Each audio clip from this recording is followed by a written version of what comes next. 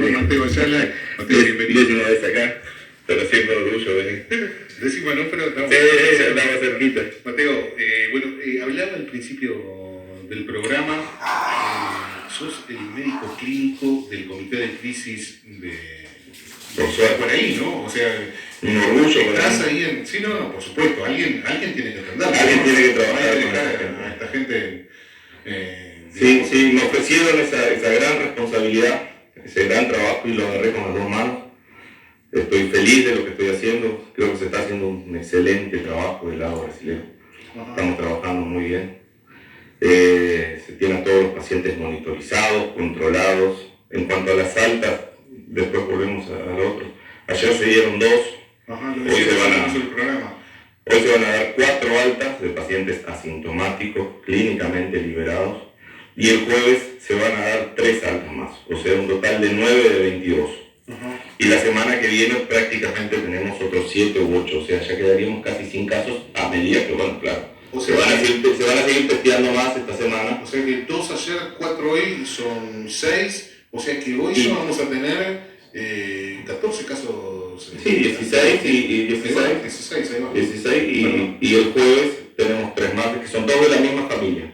Los 2 de ayer son marido y mujer, los 4 de hoy son de la misma familia y los 3 son del caso 0, o caso 1, como quieras llamarlo, de la primera familia también. Mateo, llamó mucho la atención la situación, el contagio en Paraí. Hubo un momento que tuvieron, bueno, hoy por hoy tienen más casos que Alegrete y Uruguayana juntos, por ejemplo.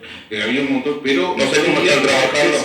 Tuvieron una especie de... No sé cómo están trabajando en Alegrete y Uruguayana. Yo sé que ahí se hizo un control rápido de los contactos primarios, de los contactos directos, por eso se llegó a un gran número en la primera semana. Claro. Entonces dentro de la primera, son casi todos de la misma familia, que participaron en una misma fiesta y de los cuales tuvieron otros. No, pero aparte de eso, te quería decir que a veces depende mucho de la suerte, ¿no? Por ahí tú, bueno, ellos mismos lo dicen, te voy a decir porque ellos mismos dicen una especie de Carmela. Sí, lamentablemente fue así, se le pidió que quedara en domicilio y no quedó, hizo una par de reuniones, salió, se creyó que estaba asintomática y que no lo iba a pasar, y bueno, es lamentable, pero la señora está bajo control y está monitorizada y es una de las altas esta semana. Porque quería tratar un temita rápido, porque sé que el tiempo es rápido, ¿verdad?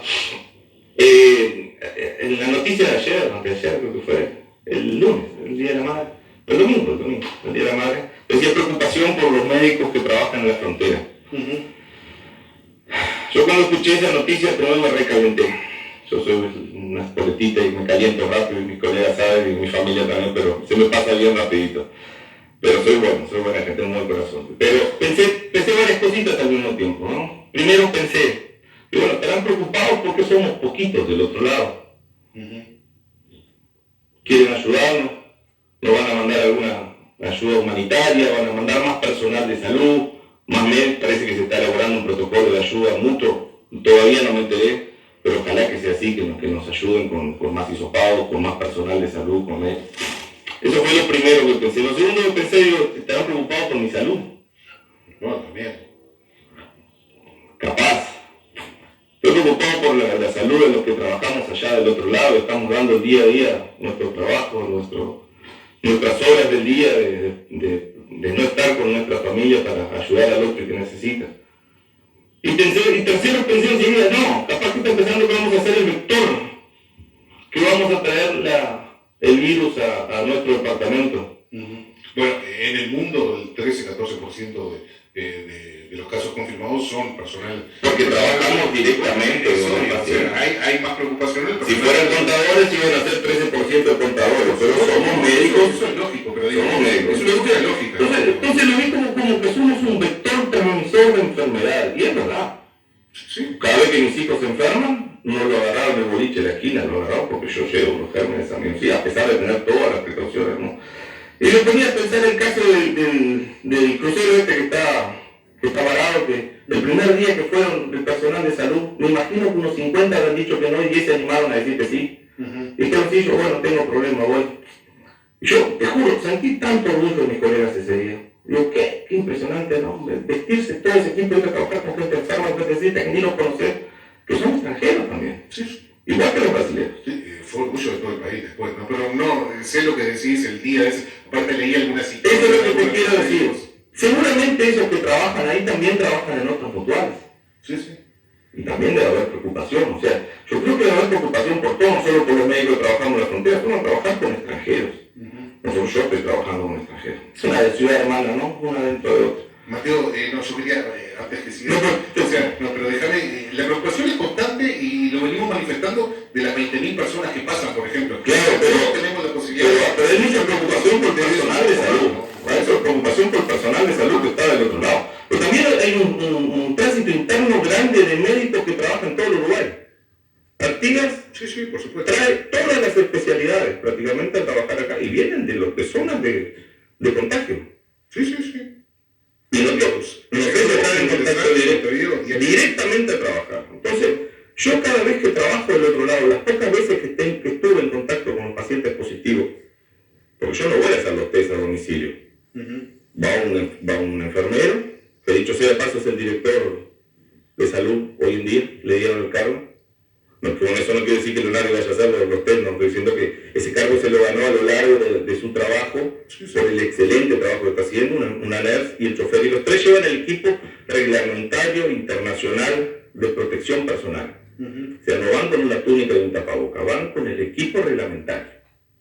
Yo las pocas veces que estuve en contacto con los pacientes, que dos tuvieron ingreso a CTI, lamentablemente uno falleció, la otra está curada hoy en día, también con todo el equipo de protección personal, y 2 veces tuve que entrar a domicilio. O sea, tuve poco contacto con los pacientes físicos, los positivos. Es que el caso de ustedes es como decir, vamos preparados, sabemos que estamos preparados, no vamos con un tapabocas y de camisita. Es mucho más riesgoso, por ejemplo, una persona común que está en contacto con un asintomático, de los que vamos todos los días, yo no he ido, pero de los que van 20.000 personas. Claro. Sí, no. Entonces, posiblemente no seamos nosotros el vector transmisor de la enfermedad. No, yo quería aclarar por el fisiología. No, yo también creo que yo sé que no fuiste vos, eso te mandan de allá de arriba pero sé que la departamental y también hay preocupación por nosotros. Pero yo quiero decir lo siguiente a la población, a los jefes, a todos los que están ahí del otro lado. Que nosotros tenemos un contrato bilateral. Yo tengo un contrato, una ciudad que hace 11 años que me da trabajo. Sí, claro. Y así como muchos médicos de los 20 llegamos a ser 40 en algún momento, que tienen contrato de los dos lados. Y muchos de ellos ganan más del otro lado. O sea, en un momento de estos tan preocupante, de tanta una crisis que estamos viviendo, vamos a abandonar el barco del otro lado. Una ciudad que siempre nos ayudó, yo no voy a abandonar. Yo voy a trabajar. Y es lo que estoy haciendo todos los días. Falta gente, nos falta. Aparte son grandes la mayoría de los casos. Para darte el número, ya que somos 11 en total en este momento que estamos trabajando allá, 11. De los cuales somos uruguayos, un pakistaní y cubanos. Claro. 11. Brasileros algunos. El resto son cubanos que se radicaron allá del lado brasilero, que entraron algunos por el programa Más Médicos, otros entraron por Uruguay. Y los cabecillas son adultos, son grandes, ya tienen 60 y pico, 70 años los que están trabajando. O sea, no tenemos personal. Mateo, yo quería aclarar porque... no es contigo. La noticia la generé yo. Digo, y el título, pero desde el momento en que se... No es contigo. Hay preocupación, digo. Estoy de acuerdo, ese protocolo debería haberse hecho hace meses, y no hoy. Sí, pero existe preocupación, digo. Bueno, pero en algún momento... Existe preocupación por todos, pero por ustedes que están en contacto. Nosotros estamos en contacto, yo trabajo hace 11 años, entonces el protocolo no tendría que haberse hecho ayer en una reunión virtual, tendría que haberse hecho en febrero cuando se sabía que iban a aparecer casos y cuando se sabía que una ciudad vecina que no tiene personal de salud iba a necesitar gente para trabajar. Entonces, ¿por qué no se elaboró antes? ¿Qué vamos a esperar? Ahora que estamos en el descenso de los casos, que se hizo un trabajo hermoso, te digo. Estamos 24 horas al teléfono, las personas allá, que es un equipo multidisciplinario, volcó su horario de trabajo al comité de crisis. Fisioterapeutas, enfermeros, asistentes sociales, volcaron su trabajo para ahí. Dedican casi el 100% de su hora, de su carga laboral al comité de crisis. Con el monitoreo de los pacientes, de los ciudadanos que salen, los que entran, los contactos, los sospechosos y los positivos. Se los llama todos los días, hasta 2 o 3 veces por día, se les entrega canastas de higiene personal, canastas básicas de alimentos, medicamentos de uso crónico, medicamentos que vayan necesitando a lo largo del día, porque son personas que están solas. decía un padre de familia, de esta familia que se va a liberar hoy, que tiene 2 chiquititos, él, la señora, 2 chiquitos, solo el niño no está contaminado. De 5, 4. Me decía, yo no tengo que comer. Nadie en mi puerta, en mi barrio, me acerca un plato de comida, porque tienen miedo de llegar a esa casa. Nosotros se lo estamos llevando. Entonces el trabajo que se hizo fue hermoso, es humano, es gratificante, y se consiguió controlar algo que era un boom, era una onda expansiva. Se consiguió controlar en cuestión de un mes. Ajá, y una ciudad chiquita. Una ciudad chiquitita. De la operación, hay cosas que son imposibles, exacto. Son 2, 3 locales de cobranza, 3 supermercados y unas tiendas abiertas, y la gente se va a aglomerar. Pero los contactos principales, entonces, me encantó la idea del protocolo, yo no la sabía, me estoy enterando por vos. Y que sea así, yo estoy feliz, que nos presten hisopados, necesitamos, que nos presten nurses, que nos presten enfermeros, que nos presten médicos. Ajá, bueno, otro de los puntos que no lo comentamos es la colaboración, ¿no? Que aparentemente podría llegar a haber una colaboración, mandar exámenes de brasileños a Saltos. Ojalá, perdón. Ojalá, sí, necesitamos. No tenemos recursos, el hospital es tercerizado y la Secretaría depende de lo que manda el gobierno, el Estado brasileño, el Rio Grande do Sul, que a veces no repasa el dinero necesario para eso, y se está trabajando con pocos recursos, y mismo así se está haciendo un excelente trabajo. Se empezó primero los controles del otro lado. O sea, hay un montón de temas que preocupa al personal de salud, entiendo, pero no somos vectores transmisores de enfermedades directos. Sí por nuestra profesión, pero no somos el vector. Creo que hay otras cosas más importantes en este momento que deberían preocuparse también y controlar mucho mejor el puente. Pasar a cierta hora a veces sí. Tu cédula, va a pasar. ¿De dónde venís? Dale. No sé. Convengamos que el que vaya por ahí y se traiga el virus no va a dar fiebre acá cuando a la vuelta. Seguramente no va a dar fiebre acá. Y seguramente pasa 3 o 4 veces por día porque no van solamente una vez para un surtido básico, lo están trayendo para otros por otros motivos.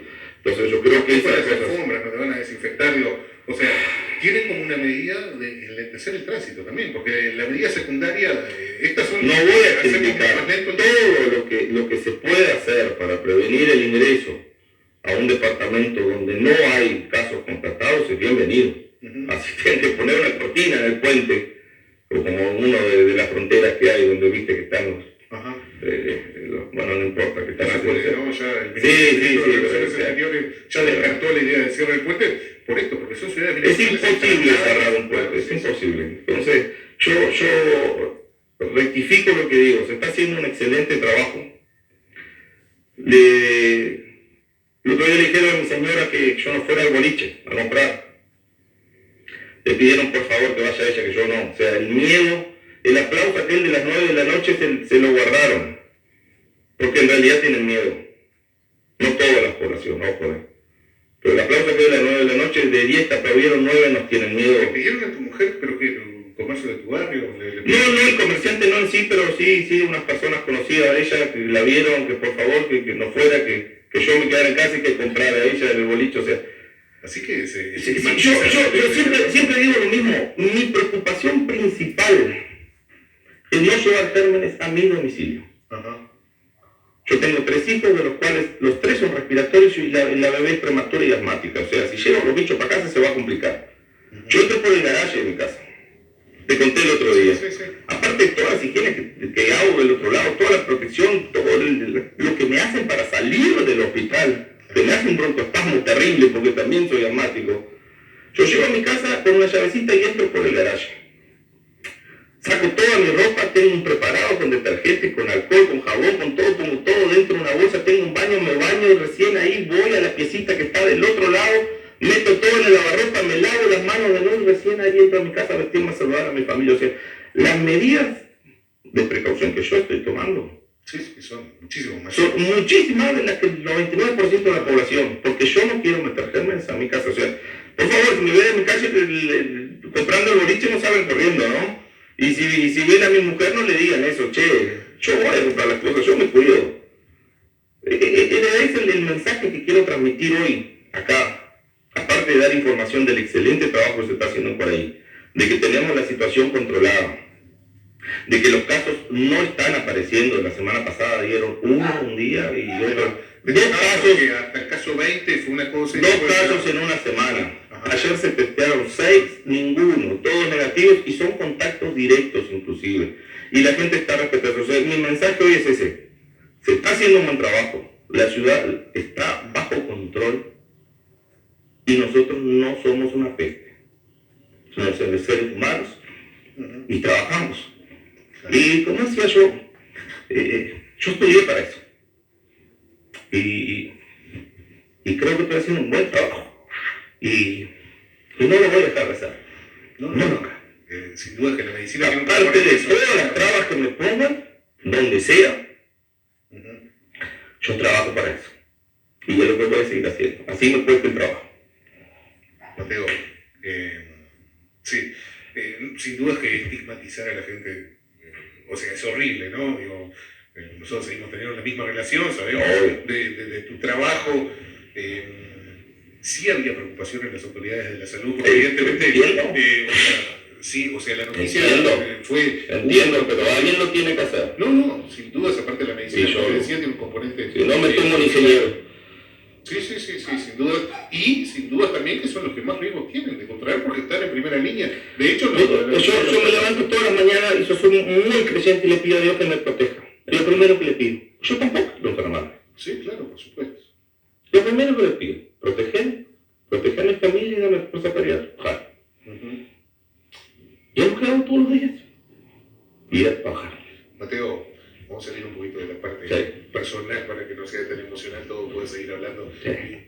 Contanos cómo vive la enfermedad un paciente. El 19 que no tenemos la experiencia. Y voy a seguir llorando porque... No, pero ¿qué siente? Digo, ¿has tenido en todos los casos? Me decís, horrible. No has sentido nada. Hay estos que recibieron el alta hoy. Mayoría asintomáticos. O sea, ¿no sienten nada o sienten...? Nada. Cuando decimos asintomático es nada. O sea, asintomático la palabra te dice, sin síntomas. Pero bueno, cuando nosotros los médicos, que a veces minimizamos mucho las cosas, nos referimos a personas prácticamente sin síntomas. O sea, un cuadrito gripal leve, con artromialgia, un poco de astenia, o sea, dificultad para hacer las cosas, no quieren hacer las cosas de mañana, un poco de inapetencia, viendo un cuadro gripal. Solo. Lamentablemente fallecieron dos con terribles comorbilidades.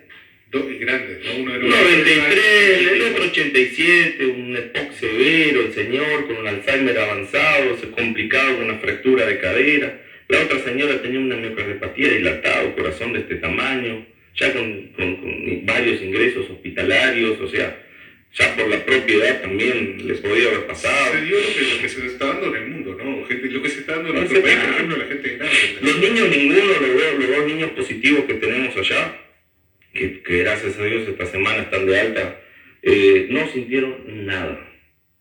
Nada, ni un dolor de garganta. Pero se les hizo por contacto directo, por familiar directo y por convivir en la misma familia, y no sintieron nada. Absolutamente nada. Gracias a Dios, ¿no? Ahí después están los que tienen algunos problemas respiratorios, los que fallecieron, como decías vos, pero... Una señora que estuvo en cuidados especiales que tiene por ahí, no es un CTI, estuvo 10 días conmigo allá. Se fue preciosa la señora para domicilio, se fue curada, no me quería conocer porque no me veía, le mandé una foto. Le mandé una foto al celular de su hijo el otro día porque no me conocía. Los brasileños son muy religiosos, una variedad. Me contabas el otro día, vamos a contarlo porque... hay algunos de los enfermos que les hacen... ¿Qué les hacen? Había en la esquina del hospital pusieron al principio cuando empezó toda una cruz con sal gruesa. Había otro que andaba con sal gruesa en el cosito, unos poquitos de ajo en el atado, en el tobillo, y creo que acá lo hacen también. En la casa de los que estaban enfermos también lo tomaron las medidas de higiene, no, pero era personal conocido que andaba, yo le miré el bolsillo, ¿y qué tenés? Y tocó un sauroso, doctor, para no haber pegado virus, me dijeron que vos, pobrecito. Pero bueno, todo lo que crean y que puedan hacer, tomando las medidas necesarias para cuidarse, creo que es bueno. Creo que es bueno. Mateo, ¿cómo estás equipado para ir? Pues sabíamos que tenía algunas carencias, como tenemos nosotros. Tenemos. Una especie de un centro especializado en eso, pero contanos cómo... El centro al final lo vamos, como quedaba lejos y quedaba tras mano todo, lo estamos reformando un sector del hospital con 5 camas para que esté dentro, no estaba muy lejos, entonces Estaba en la salida para costaba llevar alimentos, costaba el personal manejarse, era una zona muy fría, había poca... ¿Es prefabricado?